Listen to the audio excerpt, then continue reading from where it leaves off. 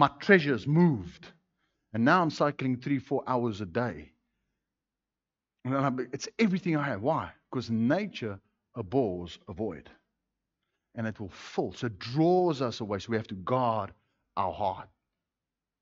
First Peter, by the way, that was John Eldridge that said it. Look at what this is. But sanctify the Lord God in your hearts. So what it says is, make the Lord holy in your heart. The word holy means to put apart, separate, one side. My heart's for the Lord. Only for the Lord. In your heart. It says, who must do that?